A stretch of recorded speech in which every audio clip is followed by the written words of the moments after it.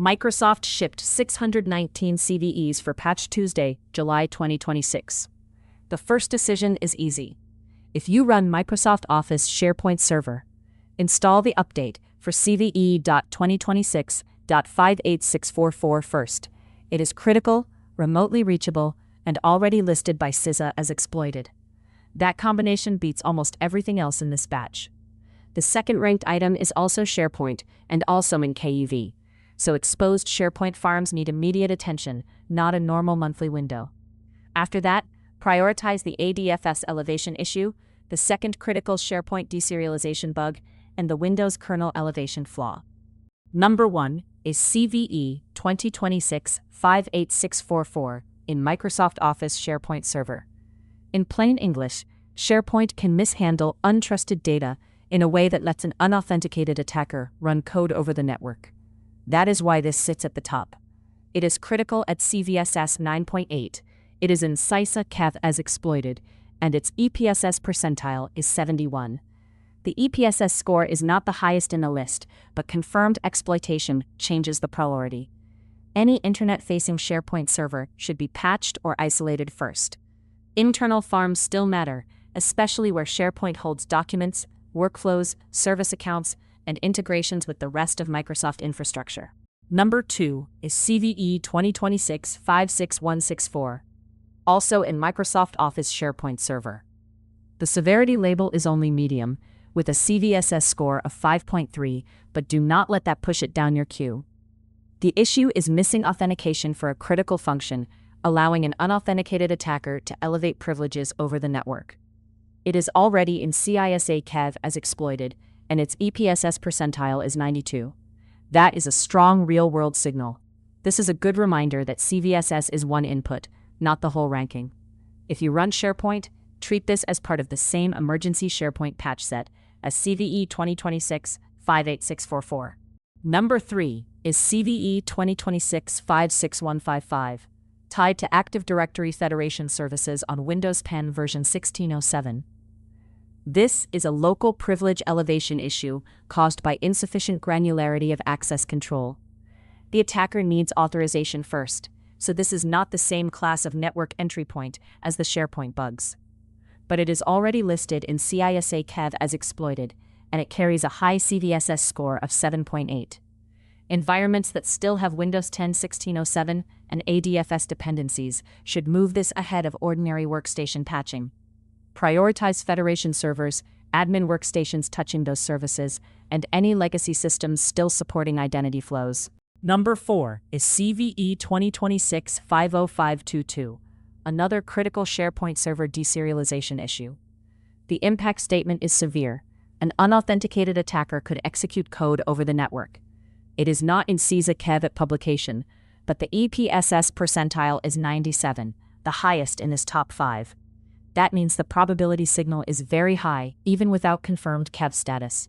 For defenders, the conclusion is simple. Do not patch only the 2 KEV SharePoint items and stop. Apply the full SharePoint update set, validate the farm, and check that all servers in each farm are at the expected patch level. Partial SharePoint patching is where risk lingers.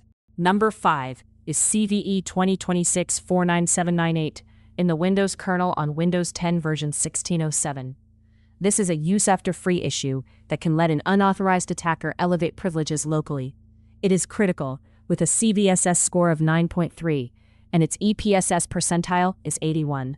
It is not in CISA KEV, so it ranks behind the exploited items and the highest-risk SharePoint remote code execution issue. Still, local elevation bugs matter because they often turn an initial low-privilege foothold into deeper control of a machine. Put this high on the list for legacy Windows 10 1607 systems, shared servers, kiosks, and endpoints with sensitive admin access. The remaining roughly 614 CVEs cover the usual Microsoft mix: Windows components, Office-related products, server roles, identity services, developer tooling, and platform libraries. Many still deserve timely patching, but they can wait behind the 5 we just covered because they lack the same combination of confirmed exploitation, high EPSS signal, critical severity, and exposed server impact. Do not read that as permission to ignore them. Read it as sequencing. If your maintenance window is tight, Fix the known exploited and high-probability issues first, then move through the rest by exposure. Internet-facing systems, identity infrastructure, and high-value servers should lead. Standard desktops can follow normal stage deployment if testing is clean.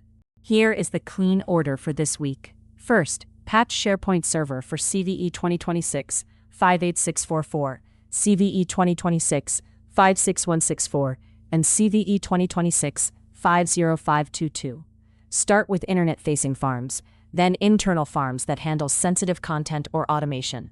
Confirm every server in each farm is updated. Second, patch Windows 10 1607 systems tied to ADFS exposure for CVE 2026 56155. Third, patch Windows 10 1607 systems for the Kernel Elevation issue, CVE 2026 49798, with priority for shared or privileged machines. Fourth, roll through the rest of the Microsoft batch by business impact and exposure. Keep change records tight, reboot where required, verify service health after each server group, not at the end. 3 close-in beats. First, the update that cannot wait is CVE 2026 58644 for SharePoint Server. It is critical, remotely reachable, and already exploited. Second, this month is SharePoint heavy at the top. CVE 2026 56164 is lower CVSS, but exploited with a 92 EPSS percentile, and CVE 2026 50522 is critical with a 97 EPSS percentile. Patch the SharePoint set together. Third, do not lose sight of legacy Windows 10 1607 systems. CVE 2026 56155 and CVE 2026 49798 both belong early in the queue. The free field guide is linked below. The daily ranked brief runs every day on this channel with the same focus. What to fix first and why.